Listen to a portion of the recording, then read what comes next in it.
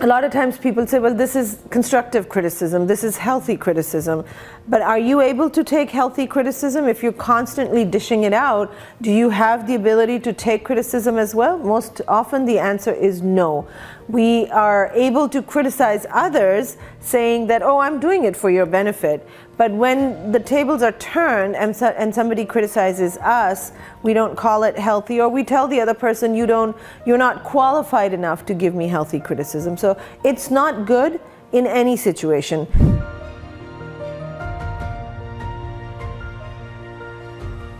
Assalamu alaikum. I wanted to talk about something very important, the 4 deadly mistakes in a relationship, because I get a lot of questions regarding relationships, how to improve them, what to do if they're not well.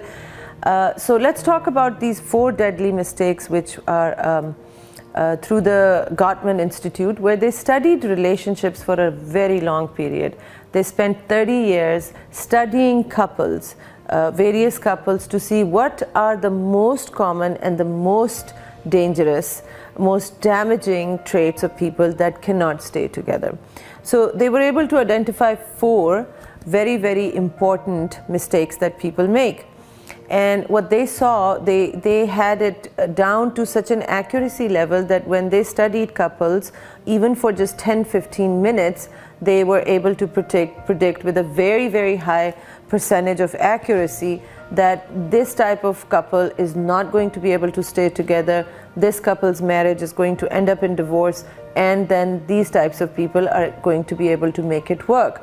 It was so accurate that people started paying attention, and then they started learning from them. So these are 4 traits, and I'm going to tell them in the 4 different traits, but not in order of importance. They are all equally important, and if they are present in your relationship, you should know that these can cause very serious damage. If you have more than 1 in your relationship, then you are even in more trouble, and if you have more than 2, then you are really headed towards disaster. So you need to make sure that if you have any of these traits in your relationship, you need to work on yourself, perhaps individually and perhaps as a couple together, so that you can delete this, remove this from your relationship, and inshallah you will have a healthy, balanced relationship. So the number 1 trait I am going to talk about is criticism. So what happens when we have too much criticism in a relationship?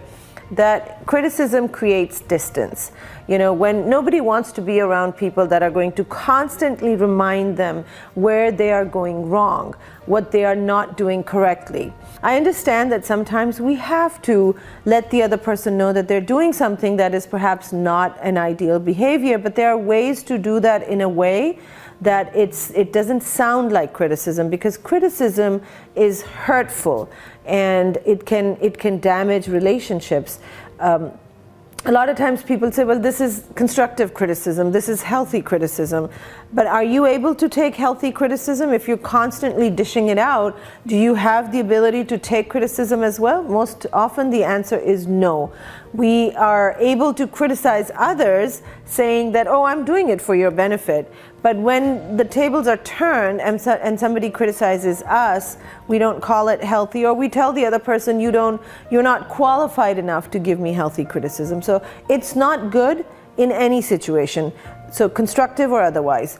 If you want to guide someone in a positive way, the best way to do it is when they are doing something that you like, that you want to encourage, appreciate it.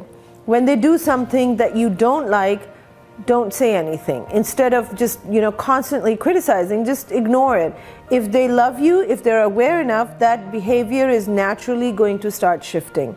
Obviously, if they're doing something that you just can't stand and the marriage is overall bad, then why are you in a relationship anyway? So I'm addressing this for people that are generally in a healthy relationship and they want to take out some of the issues that might lead to bigger problems later on. Now, criticism leads to another behavior, which is actually number 2 on our list, which is defensiveness.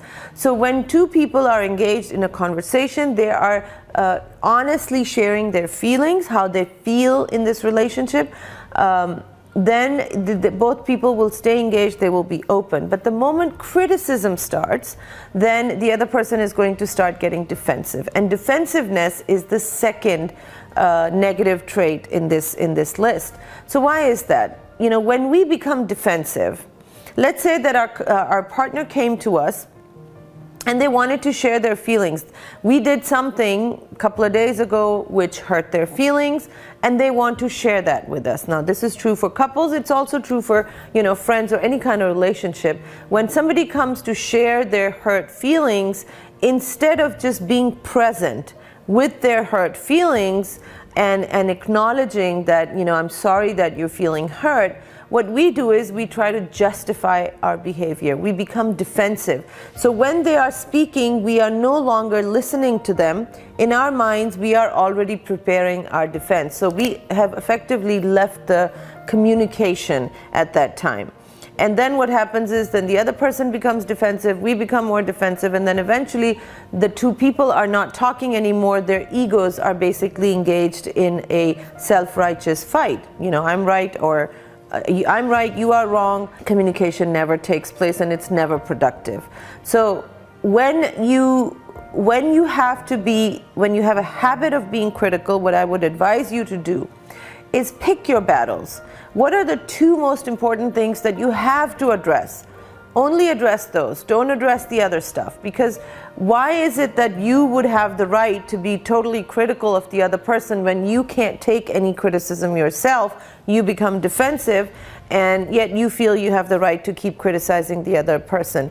Criticism makes the other person feel small. We don't do that to the people that we love.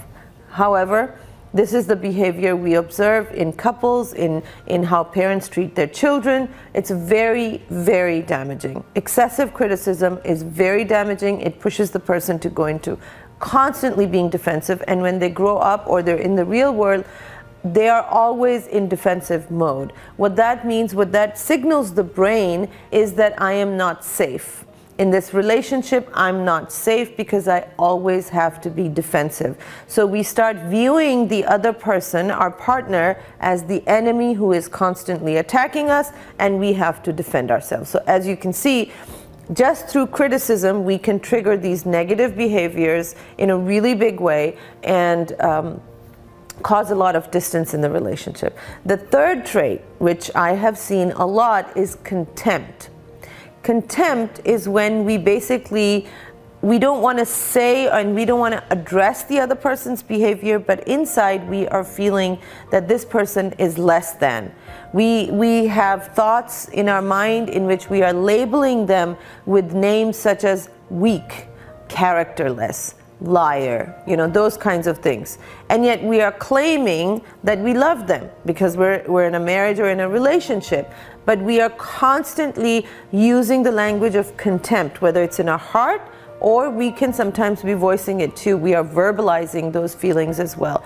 Contempt, these two C's, contempt and criticism, are extremely damaging. I can tell you without a doubt, if you have these two C's, contempt and criticism, in your relationship, this relationship will not survive. Now, of course, in India and Pakistan, a lot of times women feel they don't have a choice, or men also sometimes feel they don't have a choice. They have to stay in a marriage. But that's not what I'm calling the commitment. You could be in a marriage in name only, but both partners checked out long time ago. They're just living under the same roof, they're just dragging a dead horse, but the marriage itself is no longer there. And instead, there is pain, there is misery, there's this feeling of helplessness, of being stuck. So this is I'm just at number 3, and you can see how these behaviors can cause extreme distress and feelings of loneliness, and instead of love, there is resentment and sometimes even hatred. The last one on this list is stonewalling. What does stonewalling mean? Stonewalling is when, this is also a negative behavior in relationships where we are now choosing to disconnect from our partner, but instead of using contempt or criticism or defensiveness, we're going to stonewall, which means I'm just not going to hear anything, I'm just not going to feel anything, I'm not going to show any reaction. Sometimes this is a coping mechanism in a relationship because it was becoming too painful, and we couldn't deal with it, or it could also be that this is a pattern from our past.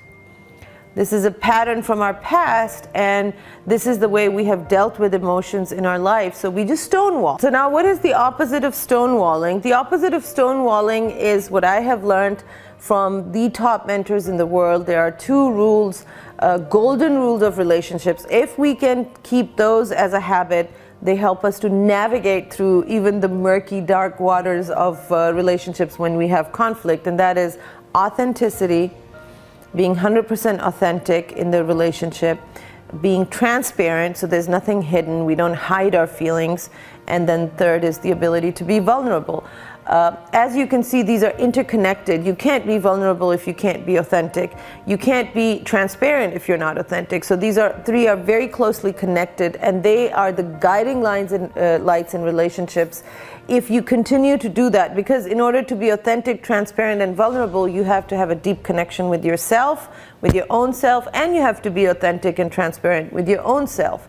So these are the opposite of these four apocalyptic horsemen. So let's try, if you can just notice one or two behaviors that are negative in your relationships from this list, and if you can replace them with something more positive, that is going to have a huge impact on your relationship. And better yet, if you can sit down with your partner and talk about these four traits and how maybe they're in their behavior, maybe they're in your behavior, but what can you do together to address this so that the two of you can experience more happiness, more joy, and a more fulfilling relationship.